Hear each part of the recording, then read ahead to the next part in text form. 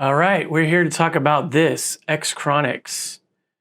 I'm calling this like an SK because it looks, obviously with the exposed crystal, to be a Starkiller variant. This is one that I've had in my queue for quite a while. This is one of 4 that came directly from Christopher Royal. However, this is assembled by Excronix. Again, I'm not familiar with who the person behind that is or how they kind of do everything, but I know they got Chris Royal to powder coat the pieces, which look very cool, but like assembled from some amount of saber forge parts. Like I know this part for the emitter is saber forge. I recognize that. I'm assuming this shroud is as well, but when it comes to like this middle section, I'm not 100% sure. Same with the grip and the pommel probably. I think Chris Royal probably put that in. I really don't know. I'm guessing, and it's anyone's guess. I do know, however, that this is a duo. This came with the hilt, the duo switch. I believe this is Soroc, Robert Sotomayor switch. So real quick caveat: there are a number of set screws, and then I'm gonna torture the autofocus on this thing. Number of set screws that are cosmetic and functional.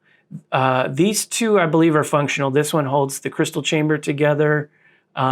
This one holds the assembly together, and then also holds the shroud in place, as does this one. However, I would have preferred this one be your blade retention, but it was shaved short. Same with this one. This is the neopixel emitter holder set screw, so don't mess with that. And then, yeah, what I did was I was able to put a single neopixel for the crystal, and then we'll go over the rest down at the table. So let's hop down to the table. We'll show off all of the goodies. We'll go over what went on with the programming. We'll show off the chassis design, show off some of those blinkies, and then we'll put a demo blade in it probably. I don't know if I'll do a full length one. I might just do a short demo one, and then show off a couple things. This is one of 2 Excronix Sabers that I'm filming, and I'm actually refilming it because I had a hiccup with my filming setup here. So hopefully I recover over the things that need to cover. But I did a longer in-depth demo for the MK7 for David that's going to be packaged with these 3. All 3 of these have the same sound fonts and relatively same programming with the presets. The only thing that differ is each of the different accents. So let's hop down and we'll show that off real quick. So here we go. Once again, keep in mind that this is your blade retention screw. These do nothing except hold pieces together. So on the other Excronix, I was able to modify one of the thumb screws so that it could be used, and that way you don't need a tool. But I didn't have anything like this that I could modify to fit and actually be utilized. And then I wouldn't really want to do it on this side anyway when the chassis PCB set screw. I always like to have my set screws aligned, so in case there's any discrepancy with the sizing, both things are pushing towards the same wall so that the alignment will pretty much match. So came with a blade plug from Chris, and I did have to do an amount of sanding to make sure that it moved in and out sweetly. Same thing goes with like this. I had to kind of clean up some of the burrs for the set screw so that we could get that in and out. This is a Shadowfoil neopixel emitter. It is not like the 24 counts that I do or have been doing recently for David. This is a 16 count because David's direction was that these could be kind of a mid-grade install so that I could get them done faster while he's here in the States. So I use these instead because I have a limited quantity of those other ones, and I'm not sure if Sam's going to make any more because I think there was just too many issues. So I did program the inner and outer rings to be independent of the main blade. And then this has its own neopixel, lighting it up. And again, we have our Robert Sotomayor switch here. Top is main, bottom is aux. Now, because this is assembled from multiple pieces, it can separate, like I mentioned with the set screws, from different parts, but you're only intended to unscrew the pommel. So don't unscrew the grip because I have a chassis piece up there for the rotary PCB holder. So once you pull it out, crystal's no longer lit, but we've got this chassis. This is a modification of a chassis I did for David sometime last year or the year before, I can't remember. I just had to modify some things to get the dimensions to fit this particular hilt. So this is PLA printed, right? It just has a bunch of embossed patterns. But we have 2 Edison filaments, and you can see they're slow pulsing on and off. They do different things in the on and off state.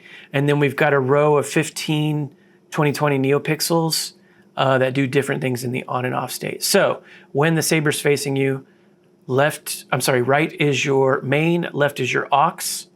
We have a kill switch down here. We've got our Shtok Rotary PCB, and then we've got a 28 millimeter KR bass speaker. Sounds really good.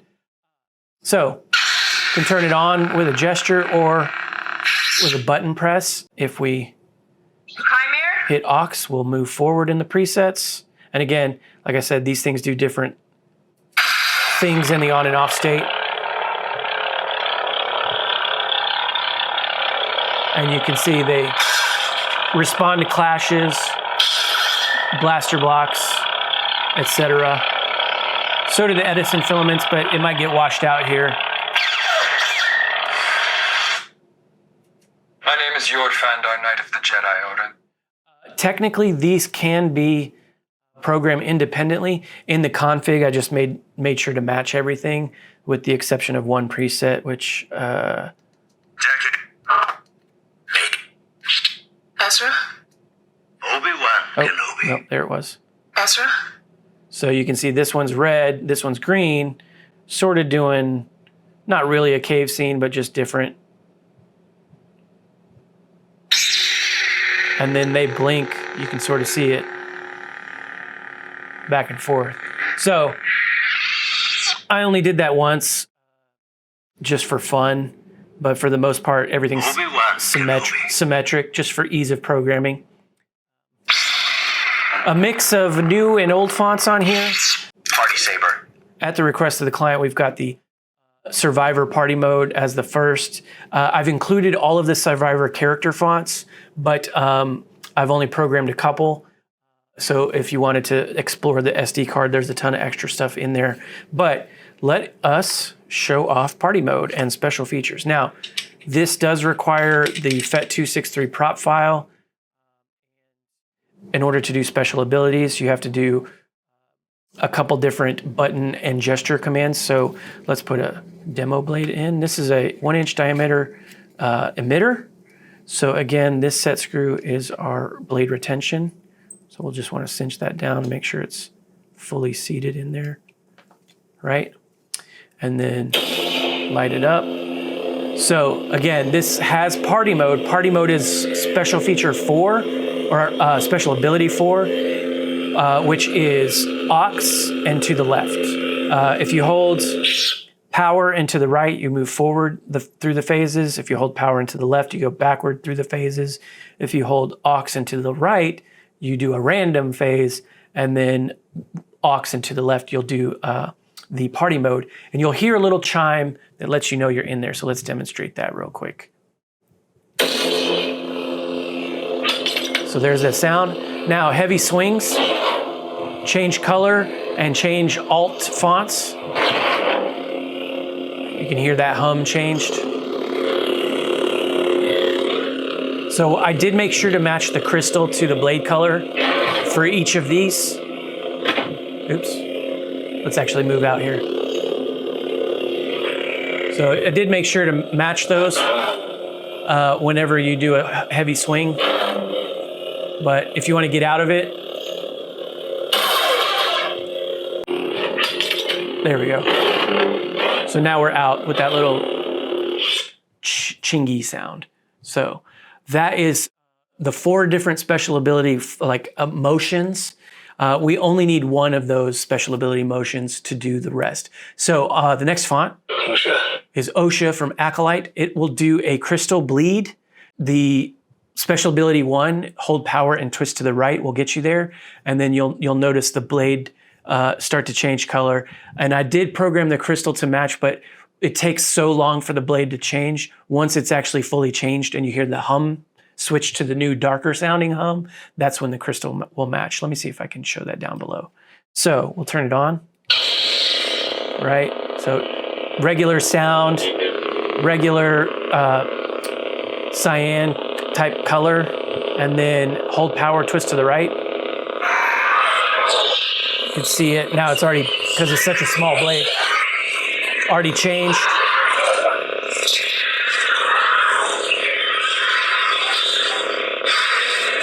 And then you heard that ignition sound, the hum changed, and the crystal changed. So if you turn it off, it'll remember that setting, but you'll have to redo the crystal change if you want it to go back to the light side. So it'll reset when you turn the saber on and off or power the saber down. So the rest of the sound fonts for Acolyte only have cortosis clash. So again, it's special ability 1, hold power, twist to the right. You have one extra step that you have to do though for cortosis clash, and that is clash the saber when you're in that mode. So again, you'll have a chime. It's not a chime. It's a sound effect that lets you know you're in cortosis clash. You have 3 seconds to clash the saber. Otherwise, it doesn't engage the glitch effects, and you'll just have to redo the special ability. So let's. My name is Yord Fandar, Knight of the Jedi Order. Let's show it off on Yord. Right, we got yellow. Lock up, right? Now hold power, twist to the right. You have that sound, but you have 3 seconds to clash.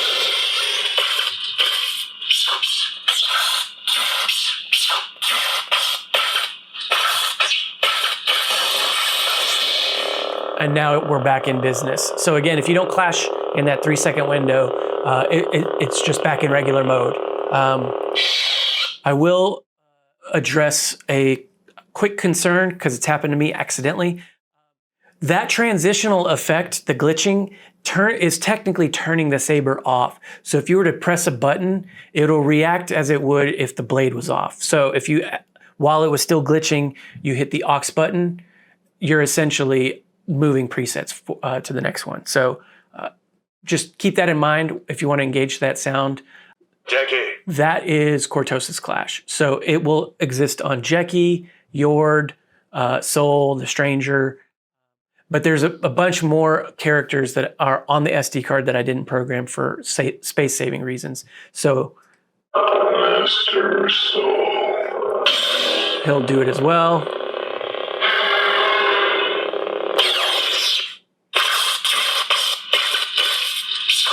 Autofocus is having trouble.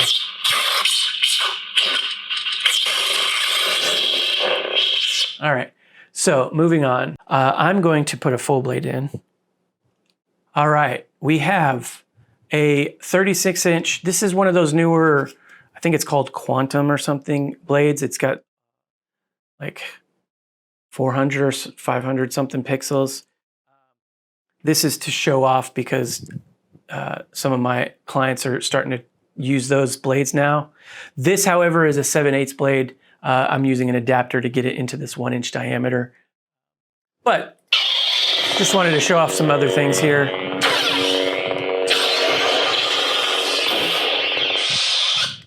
Shinhati.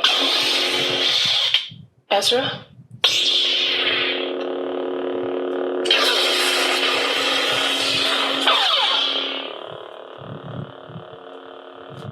Boy, I tell you what, man, my autofocus is struggling. Obi-Wan Kenobi.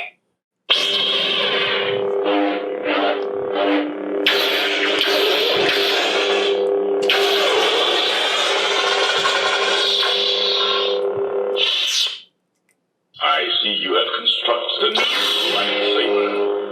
I know there is good in you. Master Windu.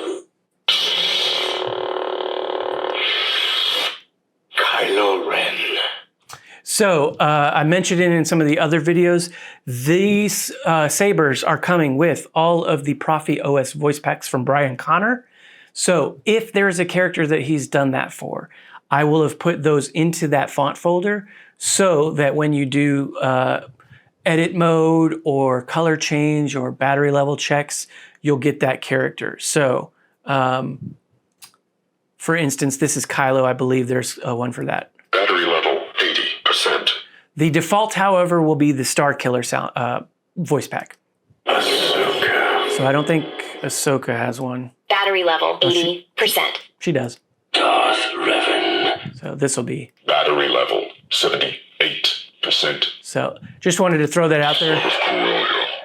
Real quick on the Son of Corellia, which is the Corran Horns font. Just like other speeder bike font things I've done, this has the dual phase crystal.